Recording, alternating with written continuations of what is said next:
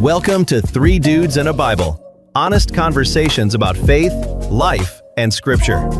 Every week we dig into real questions with real talk. Let's get started. All right, here we are. We're still three dudes. One dude's different. Yeah, one dude's different. Yeah, and I've been excited about this for a while. Even when I heard you were coming, Mike Bailey's visiting us, and I've in a short time that we've had a chance to interact, I've really enjoyed listening to you and getting to know you as a brother, and sent my youngest son to the Philippines. Yeah, that's right. To interact with you, and I even talked to him yesterday. He's like, "Oh, I wish I was there," because it was a great experience for him too. So I thought maybe Pastor Jonathan and Mike are long friends for, I don't know, was it 23 years or something? Yeah, a little bit over that. It's been a long time. We met kind of at the beginning of our ministry journey. You know, he was moving to the Philippines. He'd been there for a year, and I was probably in my second or third year of being a youth pastor, and the Lord just kind of pulled us together, and it was one of those moments where you knew this wasn't an accident. This was God's order. He was ordaining something, and the Lord just really moved powerfully in that very first meeting. And I remember because he was going back to Charlotte the next day, and he invited me to go back with him and just be a part of the school that was there, just to see what was going on, and just to connect in a greater way. And I said, "Oh yeah, I'll do that." And I set my alarm, and my alarm didn't go off. And it stood him up. Well, I set it, but it was set for the evening. It was p.m., not a.m. And we were supposed to leave at a certain time to get there, and so we were literally flying across the state to get there on time. So that was our first encounter with one another. He was on time, I was late. It's been like that the whole time. I'm always the late one. He's always the one on time, which is a great. He's always helped to speak just some really powerful things into my life, and just the journey we've had together and the things the Lord showed us has really made an impact on our family and opened the door for really some incredible ministry opportunities over the years to see people's lives transformed, specifically in the area of trafficking. And I'll let him explain, what Hope for All Children is and kind of the journey they've been on.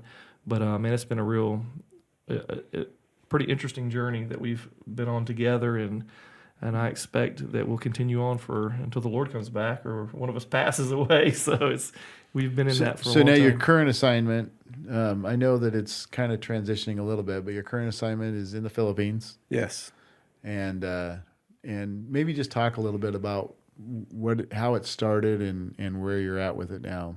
Okay. Well, it's great to be a part of this podcast. I've enjoyed watching some of the episodes, and I really like the format of the way that you guys get into where the Lord's leading you. So I'll just start with picking up where the Lord began to speak to us about the orphan, about trafficked children. For the previous years in missions and ministry, the Lord had always really stirred our hearts for the poor, for the unnoticed, for those in society that have seemingly been forgotten. And so for the first several years in missions and ministry, we did minister in churches. We were part of church planning as well as discipleship training. But we also were intentional with reaching out to a community that lived in the midst of a garbage dump. And so these marked our first initial years in missions and ministry, and the Lord had spoken to us to come off the field. We didn't know if it was forever. We didn't have the details of what would follow that act of obedience. But it was in stepping out by faith that the Lord began to speak to us about the orphaned and about trafficked children. This was back in 2008, and the terminology of trafficking was so unknown at that time by so many. And I had no awareness of it myself. And in fact, Jonathan, we talked a lot during those days, and we were both just undone with the reality of what was going on. And our generation, among so many of the children that are in these tragic situations. And so as the Lord was showing me these things, my wife and I were spending time in prayer before the Lord, just really wanting to be a part, just really wanting to yield our hearts, our lives. And at first we thought that was in a place of prayer, and it was, and a place of giving, and it was. But then it came to a place where both my wife and I, and our children at the time, just really postured our heart and said, Lord, whatever and wherever it is that you desire to lead us, we want to be a part of this in a major way.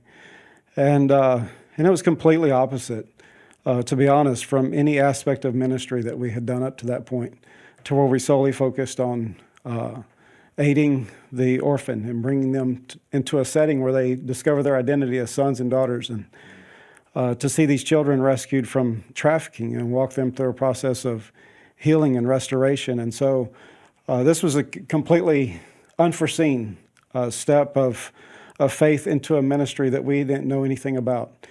And the Lord was so gracious and faithful to lead us and give us just such clarity step by step. And we've learned so much over the journey. Yeah. Because sometimes, when we step into an area of life, calling, or ministry where we have experience, sometimes we tend to lean on our own experience, our own strength, and we completely miss the way that the Lord's wanting to do something in any given time or space. And so we leaned into the Lord, and it's been a wonderful journey. So we've been back in the Philippines for the last 16 years, developing homes there that take in children that have either been orphaned or abandoned, and children that have come out of trafficking. And so we foster an environment of family. Their greatest needs that they have when they come to us are not food and clothing. It's not a shelter. It's not education. It's really the love that can only be found in a family that is centered in the Lord. And in that place, they can discover their identity. They can begin to walk through the process of healing and restoration. And they can discover the plans and purposes that God has for their life, because they have great value in His sight. And we've seen the Lord do this over and over with these children who many times at the choices of their parents have ended up in these places where they're trafficked. And we've seen the Lord restore their hearts, and where they come to places of forgiveness that only the Lord can do in those deep places of hurt and betrayal. And so it's been such an honor for us, not having foreseen where this would take us when we said, Lord, here we are. It's been one of the most profound privileges that I've ever walked in. And it's been one of the most fulfilling areas of ministry that I've ever been privileged to be a part of. How many children totally have gone through that? Let me just give you a little context.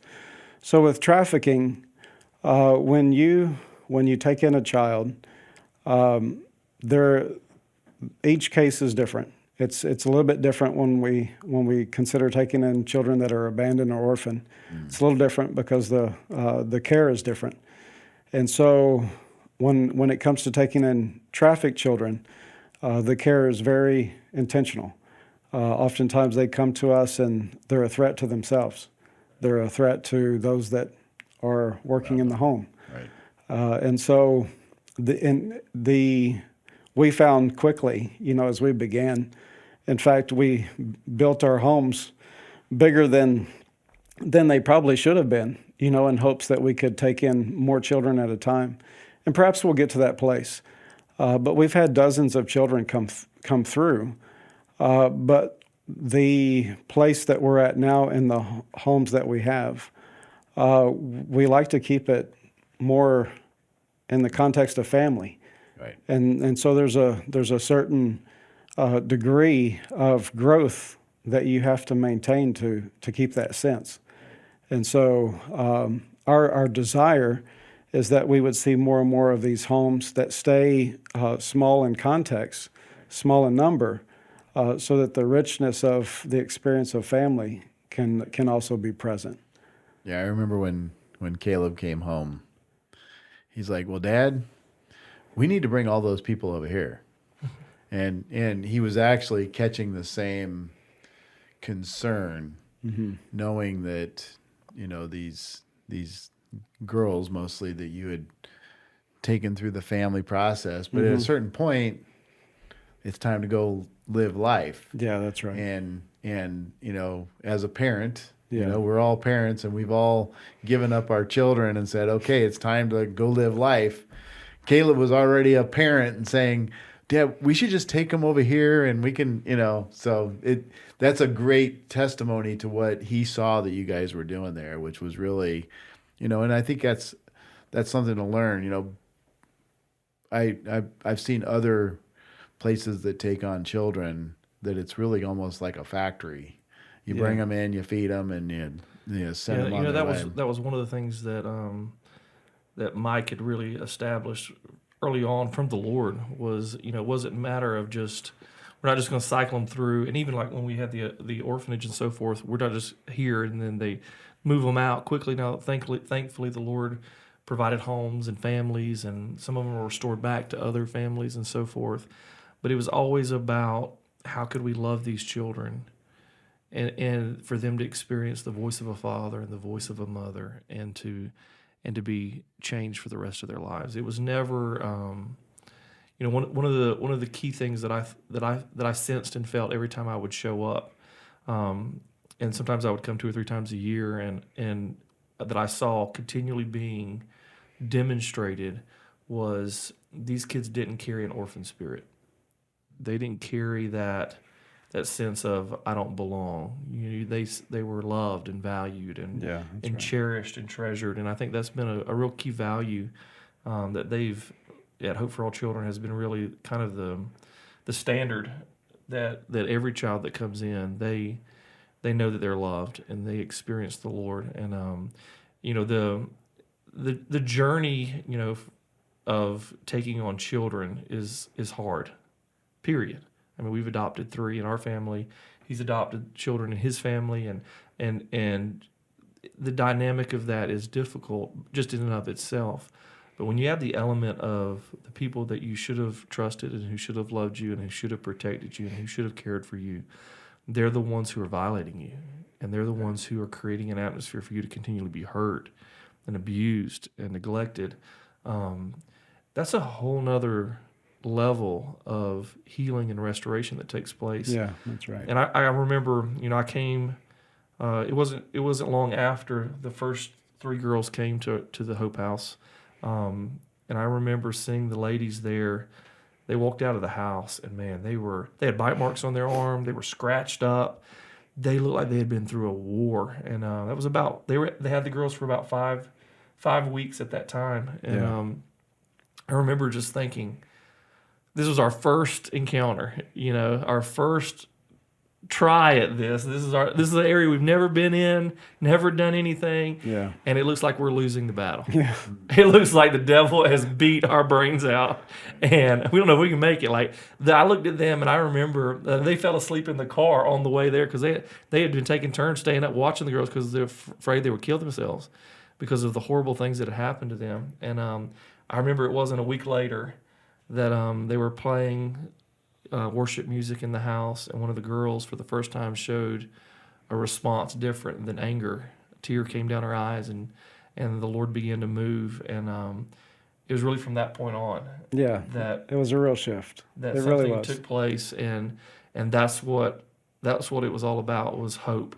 Hope entered in. Yeah, and that's been the earmark that I've seen throughout these 16 years of Hope for All Children is they walk on that property, and thankfully it doesn't take that long anymore. But yeah, it's true. It took such an intentional resolve to break through. Even as you guys are going through the study of Ezra, the opposition was real. The battle was real. But once that breakthrough took place, there was a culture established in the home. And so every girl that has come into that home after that initial place of breakthrough, not that we haven't faced challenges, but every girl that has come through has encountered just the sweet, welcoming presence of the Lord. The girls that have come through before them have not only received of that, but now they're partnered with that. Mm-hmm. And so they're givers.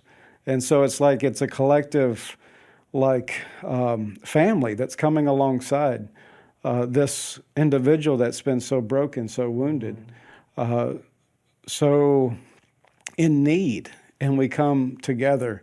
And so it's like love coming from all angles. And one of the most beautiful things that we've seen most recently is we received a girl who was abused very severely, so much so that she has developed some special needs.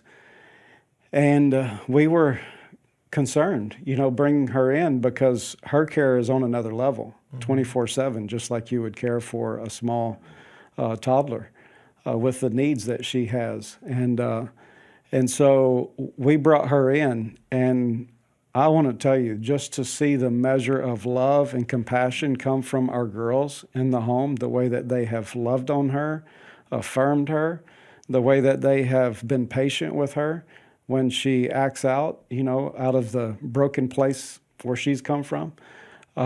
They continually just give in a place of compassion. And I'm just amazed. I'm amazed at how the Lord, if we just stay present in the place where He plants us, and we push through those places of opposition, how it changes the culture and the atmosphere, and it impacts and it affects those that come into that place from that time forward. And it's a beautiful thing. We were talking, we got a chance to listen and talk with you with the Pastor's Council on Monday night. And you came with a word for us, which I thought was interesting. And it started out about the fact that you said that you felt we were entering a season where we were probably going to have some, your words, exponential growth. Mm-hmm. And I think using the context of family, it's a very similar kind of situation where us as a church, we're going to have people who are going to flood into this place, and they're going to have a lot of the same, not like trafficked, but a little bit. Sure. They've come from churches that have abused them. They've come out of situations where they don't trust anybody. Yeah. And if we as a church don't really see the fact that church was set up like a family, Yeah. that we'll never get a chance to really minister to them because they'll move on. That's right. And that's why that's one of our core values is family. And that's why we've been talking about family really for the last 6 months. We've been talking about marriage. We're talking about family values, family matters. And the reason behind that was because we recognize in order for us to create a culture of health, our families have to be whole. Our marriages have to be whole. There has to be a place of order that we make ourselves right before the Lord, but the next place is our individual families. Yeah. And then as a whole, the church becomes a place of health and wholeness. And we create a culture when broken people come in, they get healed really quickly. Yeah. And there have been some very difficult things that we've had to work through, places of division in our hearts, places of opposition to even what that looks like, because it's different than the way church normally runs, and even internally, amongst our staff, as you embrace new things that God wants to do. It's not that people are intentionally rebelling or trying not to do that. It's just anything that's different takes time to become enmeshed into your heart and become a part of who you are. And we can say we have this value all day long, but until it gets in your heart and transforms you, it's not really a value. It's this thing you long to have or something you may want to see take place. But it requires some digging things up. It requires some uncovering of lies that we believe and allowing the truth to just penetrate your heart and to separate you from the old way of thinking into the new way God's calling you. And that's really been something beautiful to behold, even with Hope for All Children, as they took on these what seemed to be impossible situations. And now looking forward to what the future holds, a lot of things that may not have even been on the radar, 16 years ago, because it was a matter of, well, we don't even know how to do this, because of the journey that the Lord has taken them on. Now they're in a position to say, okay, God, what is the next thing that you want to do? and the possibilities are now far greater than what they would have been if you hadn't gone through those seasons. Yeah, absolutely. So just kind of share with us what is it that what are things that you find that help you stay focused on the mission that's before you? What are things that maybe you do, or prayers that you pray, or things that you're focusing on? What is it that keeps you? I mean, because 16 years in a mission that's that difficult. I mean, the average person, and I know this because I ran an organization for human trafficking for 7 years. The average individual that stays in that field is less than 18 months because of how traumatic. And when you're dealing with children, it intensifies far greater. How is it that you guys have maintained and continue to grow and to prosper in that place? Yeah, that's a great question. Whether it's in the kind of ministry and calling that the Lord's given us, or it's a completely diverse ministry and calling, I believe that all of us have to be intentional not to drift from the mission that the Lord set before us.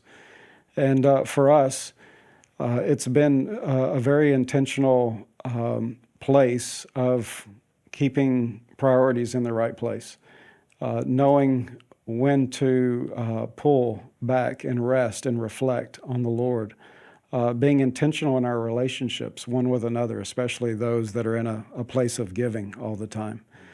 Some of our ladies that work with us in the home, they've been with us for 10 plus years, and it's a sense of family continually, because we're always talking, we're always communicating. And we're always working through things that the enemy would love to bring a point of division, disappointment, discouragement, a sense of anger or bitterness or unforgiveness. These are things that we all face in our journey this side of eternity. No one's not going to face those points of temptation. But if we don't have things set in their right place, these things go unchecked, they go unnoticed, they begin to be internalized, and then we begin to withdraw, we begin to pull away. We quit giving sincerely because we're not receiving.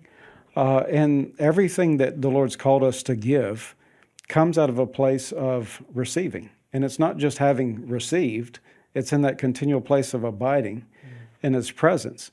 And so if there's any one given day that Mike Bailey is not abiding in the presence of the Lord, even though I've given, years of my life in service to the Lord and have seen the Lord move in and through my life, if I go through a day of my life without abiding in Him, I have nothing to give. I can give from experience. I can give from past testimony, but I wouldn't be giving what the Lord is doing right here, right now. And I think that's one of the deceptions that we can fall into in places of ministry, whatever kind of ministry it is, that we could get into this place of believing that we can do things without the abiding presence of the Lord. That's good.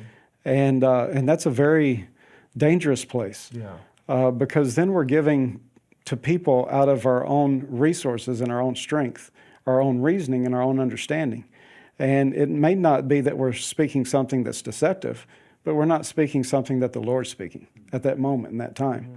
And all of us that walk with the Lord know, how incredibly nourishing it is to receive that current word of the Holy Spirit in whatever situation or circumstance that I'm facing. Well, because the Bible really makes it clear that grace is administered to one another, but grace comes by faith, and faith comes by hearing, and it's that present hearing and continuing hearing. Yeah, that's right. So if you're not abiding where you hear the Lord and release those things that He's saying and doing, then there's not really an exchange of grace in those spaces. And grace is what strengthens us to do the will of God. And we not only need the grace of God for our own lives, but we need to be able to be distributors of that grace so that others can encounter the Lord as well. And it's so vital that we live in that place of just open surrender to God. Yeah, that's right. That's right.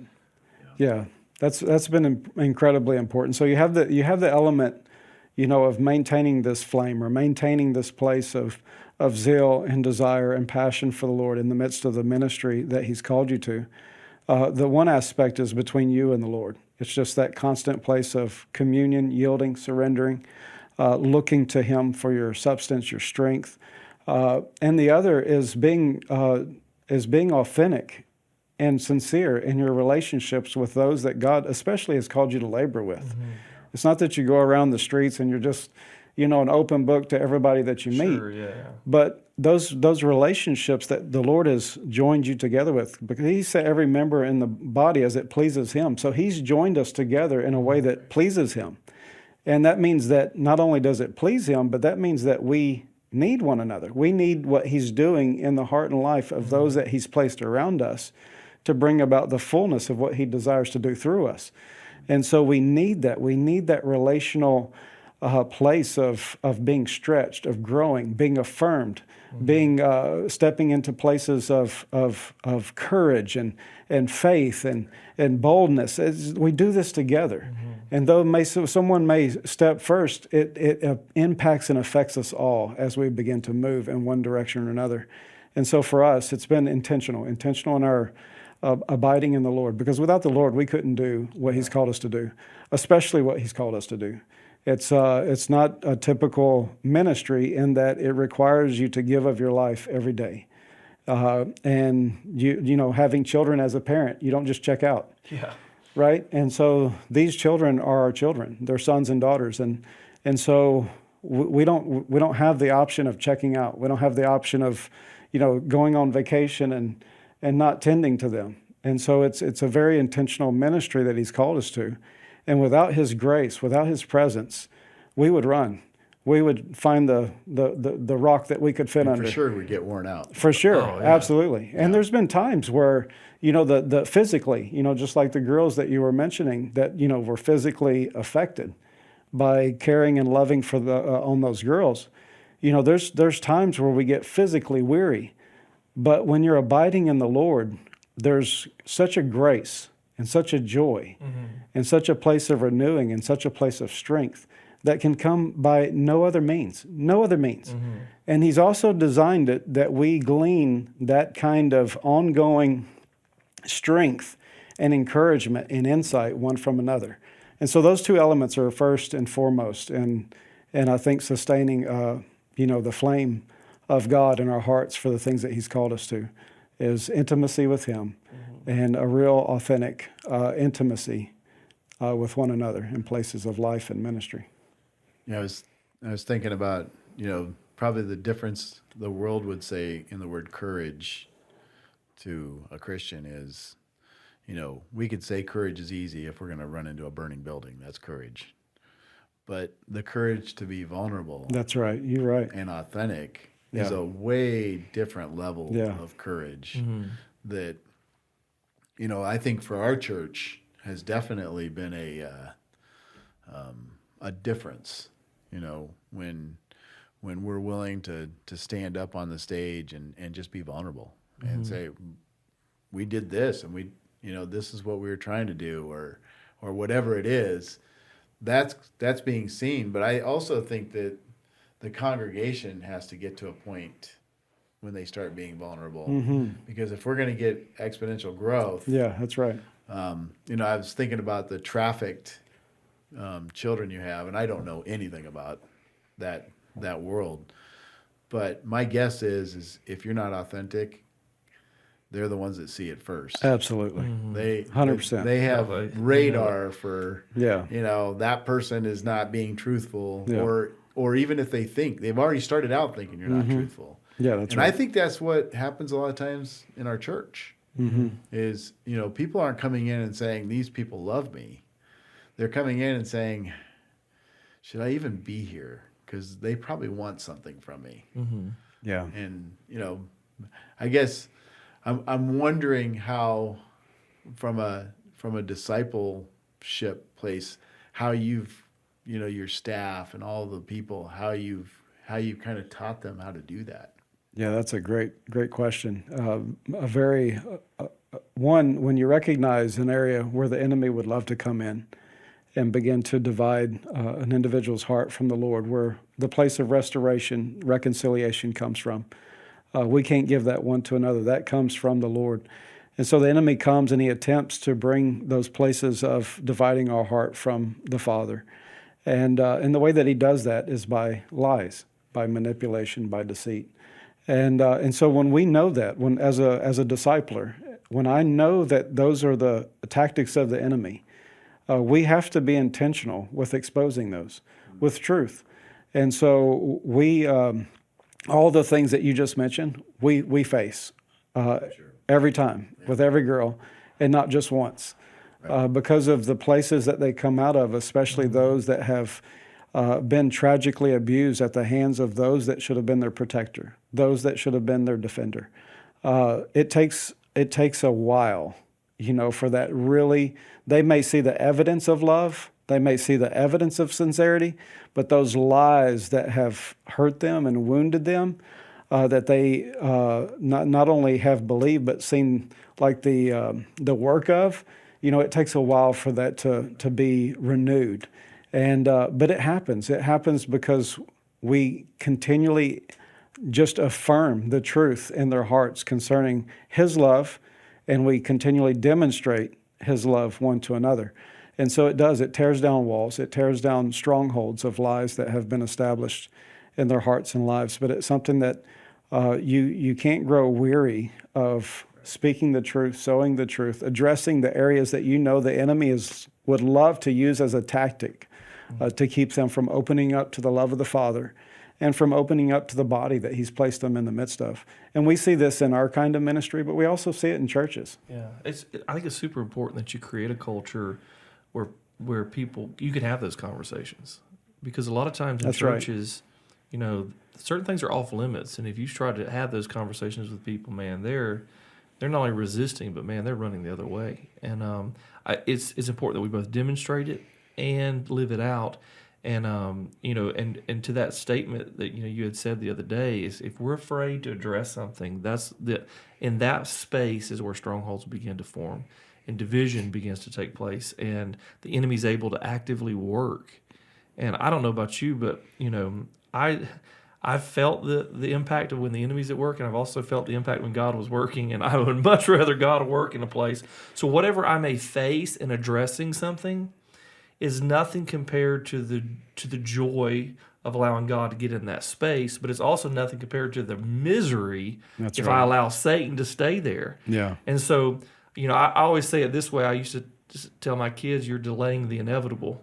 Whenever you don't do what I say, whenever you're not in obedience, whenever you're not submitted, when your heart's not in a place of joy to do what not only God's called you to be, but me as your Father, I said, you've delayed the inevitable. You're still not going to get what you want. You're still going to have to do that, but you're going to be miserable doing it. And for us, that was one of the reasons why we recognized that in order for us to stay the family that God's called us to be, we've got to be authentic.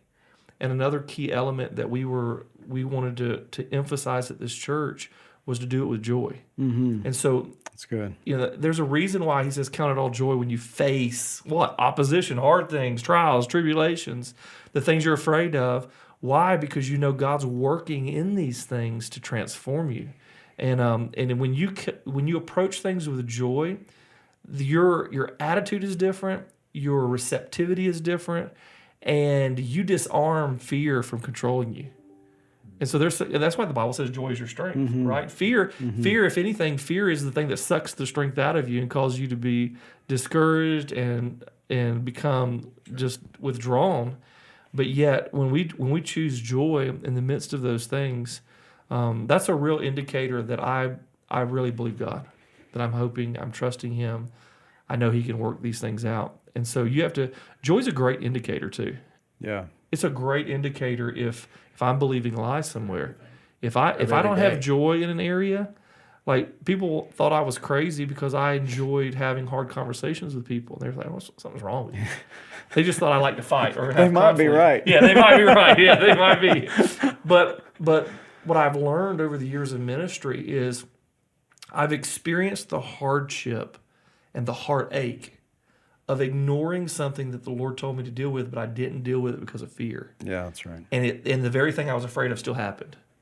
And I thought, well, what was the point there? Mm-hmm. And then I've also seen the reward of approaching something with joy that may be hard, but choosing to do it and watch God do something miraculous. Yeah. The very opposite of what I was afraid of took place, and I got to see God transform a life. And I began to realize I'm missing divine opportunities when I run away. And that in part was really part of our journey in ministry together, is when they decided to go back to the Philippines and establish Hope for All Children. They did something very difficult. I mean, just in the preparing of the land. I mean, I remember I almost died of heat stroke, putting that first foundation for the barn, We're not talking about the building of the orphanage or the other houses. And man, we were out there digging with these little, I don't even know what they were called, but they were digging bar. Yeah, dink into the rock, and it was just brutal work. Blisters and see some of those heat. blisters when Oh Kayla man, got home. it was intense. There was nothing about that said, "Oh yeah, this sounds fun to Count do." it all joy. Yeah. No, there was nothing joyful about that. In fact, I was like, brother, I don't care what it costs. We're gonna go find a jackhammer and we're gonna bust this rock up. I'll empty my bank account out to get this done. We use that jackhammer for the next 12 years. It was intense, but that's where God calls us. He calls us into places to do things, and it's our willingness to obey God where others say no, Yeah. and we're willing to say yes. It's a privilege and a divine opportunity that God not only sees, but He graces and does something in your life that's far beyond what you could dream or even ask. And looking back and just seeing the property, I was just down there in February, and seeing the property and knowing what it looked like when we walked up there, and there were cobras running across there, and nothing was developed, and it was just, the land was covered with rocks everywhere. You couldn't plant anything, and to see the beautiful grass and the houses everywhere and the kids playing in the fields, and you could hear the joy on the property and the hope that they have when they would sit down, and listen as we would encourage them and talk to them and share with them, and you could tell they were just soaking it in, and it was changing their lives. Family. It was family. Yeah, It was all worth it. Right. We remember the blisters, but they're nothing compared to the lives changed. And for those that are listening, that's the thing, is no matter what it is that God calls you to do, no matter how hard it looks, no matter impossible, no matter if it's outside of your scope of understanding or your experience, do what God says. Step out in faith, obey Him, risk it all, be courageous. Yeah. Because God will use it to not only change your life, but He'll use it to change the lives of not only this generation, but generations to come. Yeah, amen. And our faithful obedience will continue to echo throughout eternity. Yeah. And God is well pleased with that place of laying your life down to serve Him. And it's a joy. It is a privilege. Like everything that we walk through, and I've seen that Mike and them have done through Hope for All Children, there's not one thing that I look back at that goes, man, I wish we wouldn't have done that. And I think we're going to have to wrap it up, and you see how fast this goes. It does go fast. I was thinking of with my boys, and we go on a fishing trip. I go on a fishing trip, and I'm with my boys. Right? That's my journey, and I'm happy. That's the joy. And they're going on a fishing trip. What are they there for? Catching fish, right? So they can either be happy or not happy based on the result. And I kind of think of that the way that our relationship with God. If we just stopped and thought, Oh, that's good. He just wants to be, He just wants to be there for the journey. That's it's good. not about the fish. Yeah. It's not about the fish, and it never was. Yeah. And I think that's So good. That's what you guys are talking about. Yeah. Is if you only thought about the end result, you would have missed so much. Oh, yeah. Oh, for sure. That's really good. So good stuff. That is good. All right. Well, thank you. I know Sunday you're going at it again. I can't wait to hear what God's got for us. And thank you very much. Thank you for An honor. giving Thank us you. this time. I Yeah. appreciate it. So, all right, Stewart Road. Like and subscribe. That's what we need to say. All right. Thank you very much. That wraps up this episode of Three Dudes and a Bible, produced by Stewart Road Church. Be sure to subscribe and join us for new episodes every week. See you next time.